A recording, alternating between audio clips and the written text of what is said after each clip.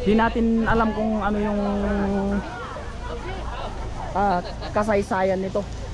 Bakit nila itinayo ito, pero isa lang yung alam ko mga kapenyo. Napakaganda ng lugar na to.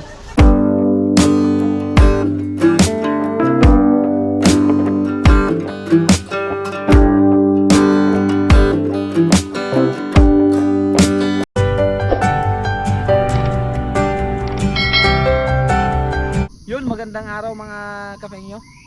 At ngayong araw ay pupuntahan natin yung isa sa pinakamagandang pasyalan dito sa Taiwan na talagang sobrang ganda.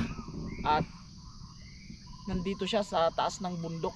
At nagbiyahe na tayo, 3 oras ang biyahe hanggang doon. At nakalahati na natin yung ating biyahe papunta doon. Kaya kung mapapansin nyo mga kapengyo ay nandito tayo sa makikita nyo yung magandang tanawin mula dito sa aking kinalalagyan. Yan.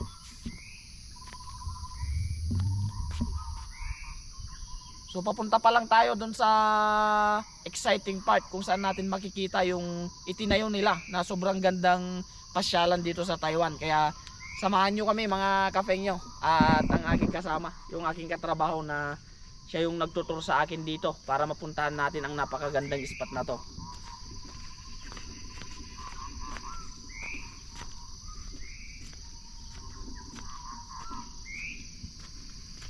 So hi!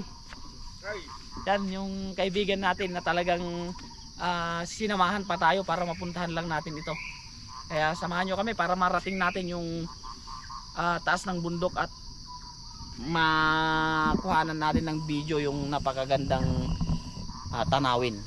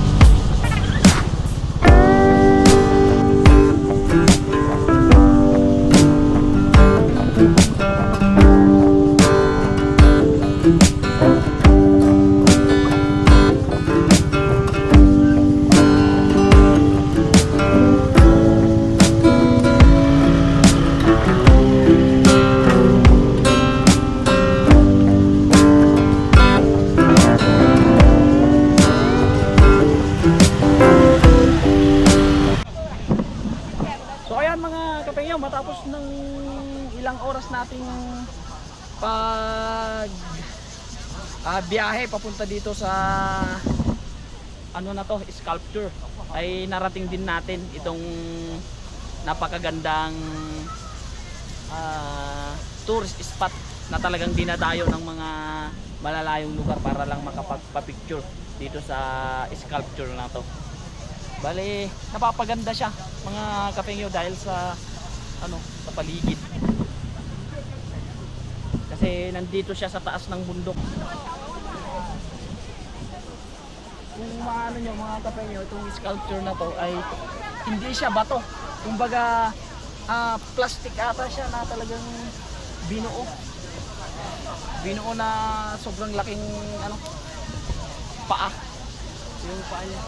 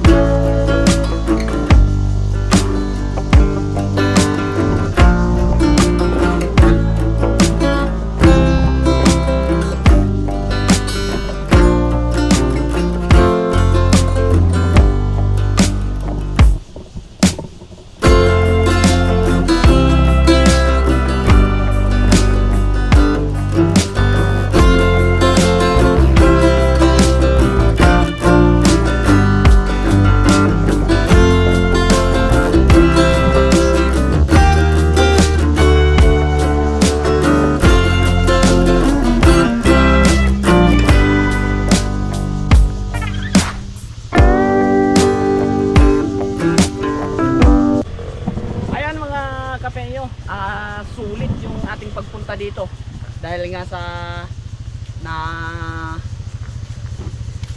pasyalan din natin yung isa sa dinarayo nila na talagang napakaganda ng estatwa na to.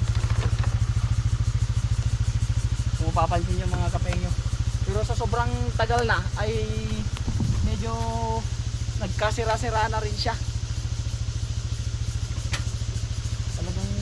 Nandito tayo mga kapengyo para mag-enjoy at para maipasyal ko rin kayo sa isa sa mga pinaka pupuntahan nila, pinaka gustong gusto nilang puntahan dahil sa mga ganda nito. Bali ito mga kapengyo ay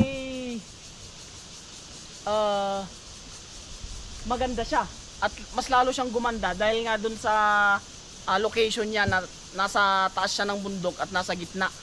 Bali napapalibutan siya ng mga punong kahoy. Yan.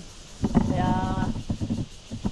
kahit mag-isa lang to, ay kung makikita nyo naman kanina dun sa natin ay napakadaming pumupunta dito na talagang kahit sobrang layo. Kasi kami nung kasama ko ay 5 oras kaming nagbiyahe para marating itong sculpture na to. At sulit naman mga kapengyo dahil nga syempre nag-enjoy tayo. At para maipasyal ko na rin kayo dito sa kasi syempre 3 years na lang tayo dito mga kapengyo. At bigyan naman natin ng pagkakataon yung sarili natin para kahit papano ay malibot natin tong Taiwan bago tayo umuwi. Syempre kapag umuwi na tayo, hindi na tayo makakapunta dito. Kaya habang nandito tayo sa Taiwan, enjoy natin yung mga bagay-bagay.